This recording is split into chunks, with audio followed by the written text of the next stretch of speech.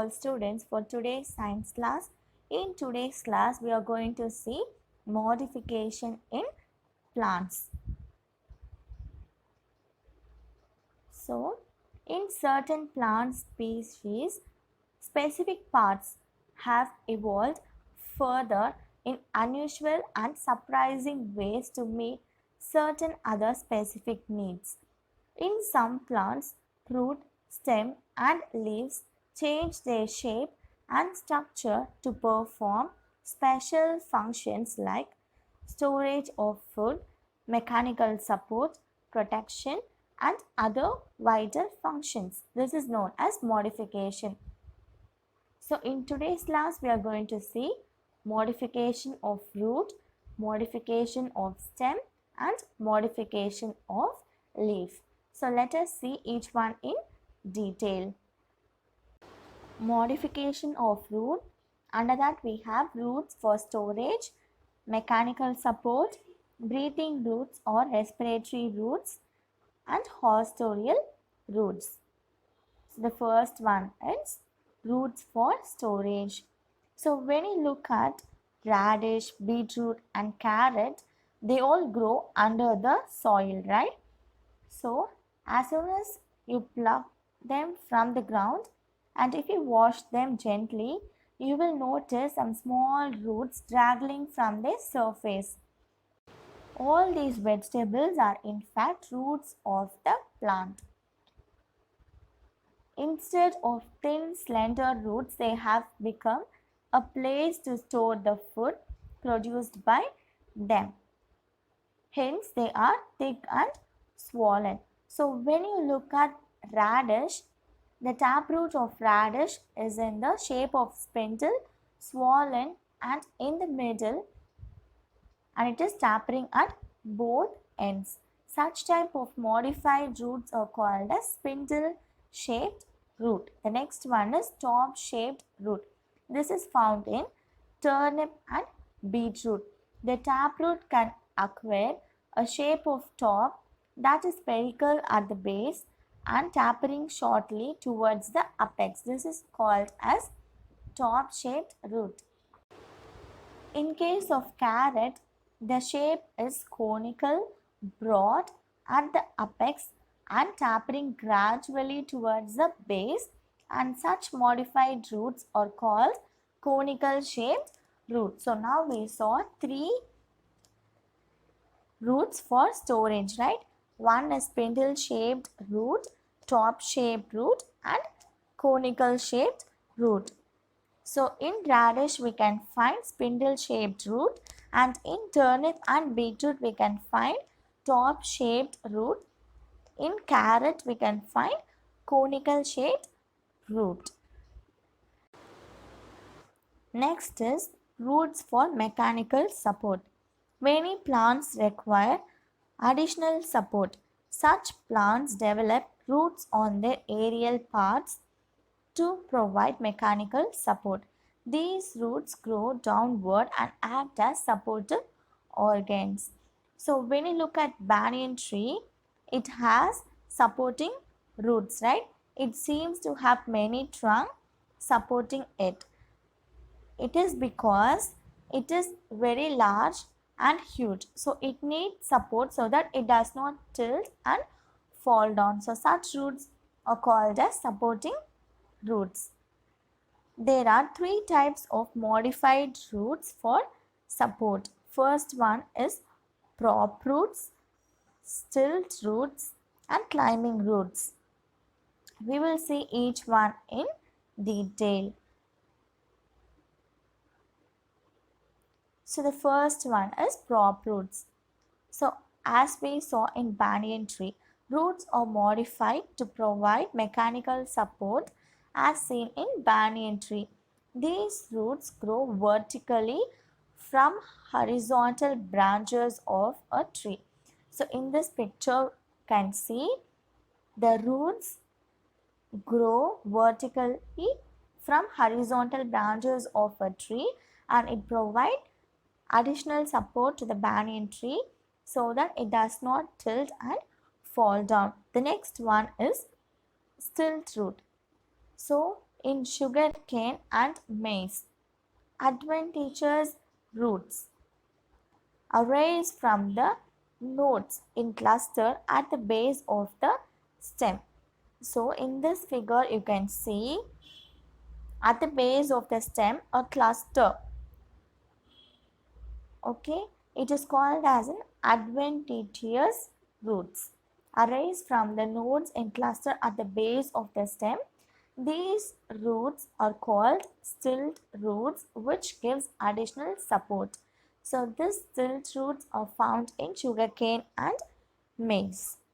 The next one is climbing roots in betel and black pepper. Nodes or internodes bear roots which help in climbing. As you can see here, the nodes or internodes will bear an extra root which helps them to climb. This root is seen in betel and black pepper. Next is breathing roots or respiratory roots. Avicennia is a tree which grows in mangroves or swamps. They have roots which are seen above the ground for the purpose of gaseous exchange. These roots are erect, peg-like structures with numerous pores through which air circulates. These roots are called breathing roots or pneumatophores. So, in Avicennia, we can find the roots will be present at the top. You can see them above the ground. This is for the purpose of gaseous exchange. So, they have numerous pores through which the air will circulate. So, these roots are called as breathing roots or pneumatophores. Next is hostorial roots. These roots may also be perform special function. Hostoria or sucking roots are one such example. Cuscuta, a parasite plant, climb the trees and other vegetation and use the hostorial roots to penetrate the tissue of the host plant and suck nutrition from them. They are usually found in parasitic plants. They depend on the host plants for nutrients. So, Cuscuta is an example. So, what they do is, it is a parasite plant. It will climb on other vegetation and other trees, and they use this hostorial roots to penetrate the tissue of the other plant or other vegetation, and they will suck the nutrients from them. Okay, so they take the nutrients from the plant in which they climb, and they are usually found in parasitic plants. They depend on the host plant for nutrients, and they have a special kind of hostorial roots. Okay, so the example for hostorial root is Cuscuta. We saw modification of roots. Now we will see modification of stems. Some plants have their stems modified for storing food and for vegetative propagation. Modified stem may be aerial, subaerial or underground stems. First is aerial modification. Under that we have phylloclade. In dry climate, conserving water is a challenge, right? So water evaporates from the surface. If the surface area is larger, evaporation would be more. And if the surface area is smaller, the evaporation will be less. So plants with many leaves have more surface area, so that evaporation will be larger. But cactus, when you look at cactus grow in dry place, so it has this modification. Hence it has a thick stem which does most of the food production through photosynthesis, and the leaves are reduced to small spines with less surface area, so that the evaporation of water will be less. So cactus has this kind of modification. Next is subaerial modification. Stem of some plants remain subaerial, which grow horizontally on the surface of the soil for the purpose of reproduction. There are four types: runner, stolon, sucker, and offset. So the first one is runner. The stem grows laterally on the surface of the soil, breaks up to produce roots where it touches the ground to give rise to a new plant. For example, Centella vallare. Next is stolon. Stolon is a slender branch of the stem that grows upwards to some distance and then bend towards the ground. Upon touching the ground, it gives rise to a new plant. For example, wild strawberry. In this picture, you can see the strawberry plant has grown upward to some distance and then it has bent down towards the ground. Upon touching the ground, it has given rise to a new plant. So this is stolon. Sucker. Sucker is a short and weak lateral branch that grows diagonally upwards and directly gives rise to new shoot. For example, chrysanthemum. Next is offset. An offset is a short and thick branch that arises from the axial part of a leaf. It has thick internodes. It produces a tuft of leaves and cluster of small roots below. For example, Eichhornia. Next is underground modification. In aerial and subaerial modifications, stem has indefinite growth. But in underground modified stem, whole stem is buried underground and it has definite growth. Usually, stem grows above the ground, but there are some stems that grow under the ground to store food. These underground stems swell and become thick. There are four types of underground stems: rhizome, corm, tuber, and bulb. Rhizome, it is an underground thick stem with nodes and internodes with scale leaves at the node.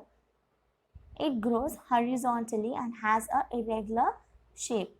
Rhizome have buds. It gives rise to new stem and leaves. For example, ginger and turmeric grows in this way.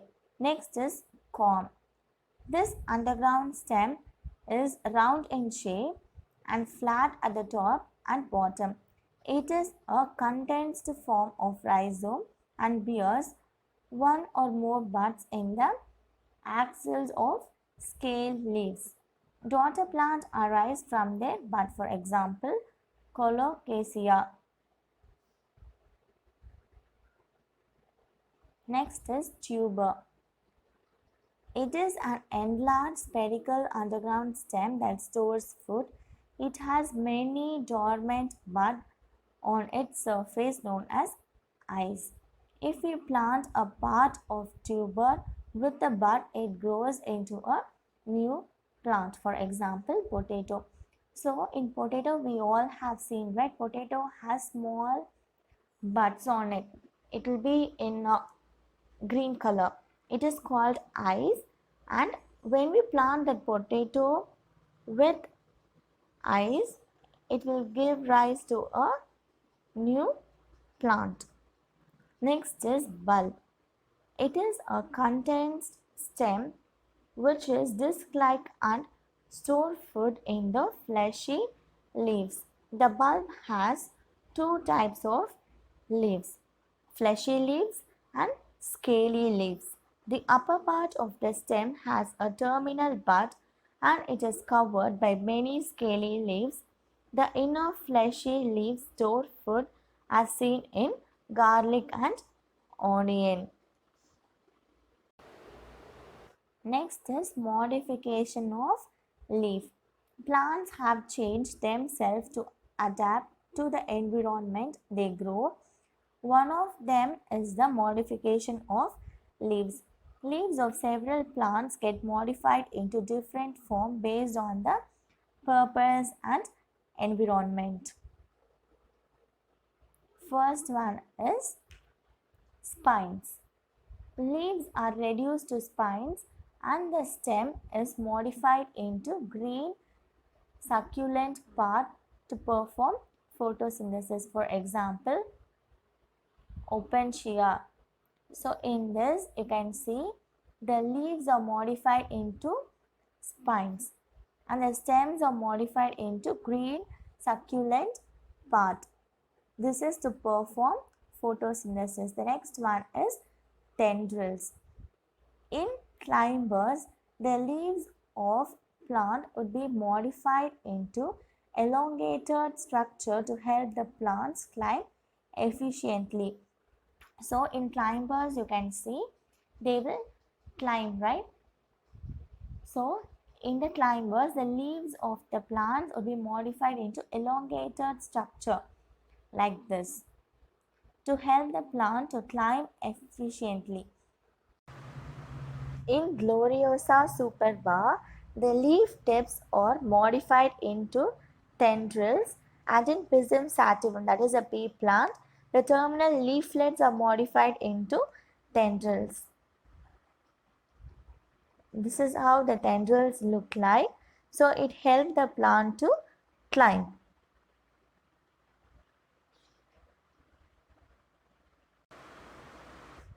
Phyllodes. In Acacia auriculiformis, the petioles expand to perform leaf-like structure. So as you can see here, this yellow color leaf-like structure is called as the petioles and it expands to form leaf-like structure. So they carry out the function of leaf. What is the function of leaf? Yes, photosynthesis, right? So they perform photosynthesis. Traps. Plants that grow in nitrogen deficient places adapt themselves well to get it. In Nepenthes, the leaves are modified into flask-like structure which is used to attract insects and other tiny animals. The inner walls of the leaf secretes digestive enzymes that help to digest the insects and extract the nitrogen needed for the plant. Example, Nepenthes. So, as you can see here, this is a Nepenthes plant. In Nepenthes plant, it has nitrogen deficiency. So, what it will do is, here the leaves are modified into flask-like structure and it will be very attractive for the insects. So, when the insects come, it will just swallow the insect. Okay, in the inner walls of the leaf, digestive enzymes are present to digest the insect and it will extract the nitrogen which is needed for the plant. So, in such a way, the leaves are modified in Nepenthes. You can see in this picture. So, it will just close and it will digest the insect. The enzymes will be present and the nitrogen needed for the plant will be extracted from the insects or other tiny animals. Now we will do a small recap of what we learned in today's class. In today's class, we saw modification of plant parts. In that, we saw modification of root, modification of stem, and modification of leaves. In modification of roots, the roots are modified for roots for storage, mechanical support, breathing roots or respiratory roots, and hostorial roots. In roots for storage, in vegetables like beetroot, carrot, radish, turnip, etc., they all grow under the soil and all these vegetables are in fact roots of the plant. Instead of thin, slender roots, they have become a place to store the food produced by them. Hence, they are thick and swollen. Next is mechanical support. So, roots are grown in the aerial parts of the trees in order to provide mechanical support, that is to provide additional support for the plant. Next is breathing root or respiratory root. They have roots which are seen above the ground for the purpose of gaseous exchange. These roots have numerous pores through which air will circulate. The next one is the hostorial roots. These are nothing but it is also called as sucking roots because they depend on the other plants. Hostorial roots are present in the parasite plant. Parasite plants are plants which depends on the other plants for nutrients. So this hostorial roots will penetrate the tissues of the host plant and suck the nutrients from them. So they are usually found in parasite plant that depend on the host plant for nutrients. Next we saw modification of stems. So modified stems may be aerial, subaerial or underground stems. In aerial modification, we saw phylloclade. In cactus, cactus grow in dry climate so that the thick stem which does most of the food production through photosynthesis and leaves are modified to spines so that it reduces the surface area and thus it reduces the evaporation of water. Next we saw subaerial modification. In that we have runner, stolon, sucker and offset. In all these, the stems of the plant will remain subaerial, which grow horizontally on the surface of the soil for the purpose of reproduction. Next is underground modification. So, in underground modification stem, we have 4 types: rhizome, corm, tuber and bulb. In underground modified stem, the whole stem is buried under the ground and it has a definite growth. So, these underground stems swell and become thick. Next, we saw modification of leaf. Plants have changed themselves to adapt to the environment they grow. One of them is modification of leaves. Leaves of several plants get modified into different form based on the purpose and environment. As spines. So, leaves of Opuntia are reduced to spines and the stem is modified into green succulent part to perform photosynthesis. In tendrils, in climbers, the leaf of plant would be modified into elongated structure to help the plant climb efficiently. You can see this tendrils in Pisum sativum and Gloriosa superba. Next is phyllodes. In Acacia, the petioles expand to perform leaf-like structure. They carry out the function of the leaf, that is the photosynthesis. Next is traps. In Nepenthes, you can see this. This is a nitrogen deficiency plant. So, in this, the leaves are modified into flask-like structure which is used to attract insects and other tiny animals. The inner walls of the leaf secretes digestive enzyme that helps to digest the insect and extract the nitrogen needed for the plant. So, the leaves are modified into spines, tendrils, phyllodes and traps. So, with this we completed Unit 5, Reproduction and Modification in Plants. I hope you all understood the modification in plants. Assignment: what is tendril? Give examples for corm and tuber. Third is write notes on phyllodes. Thank you.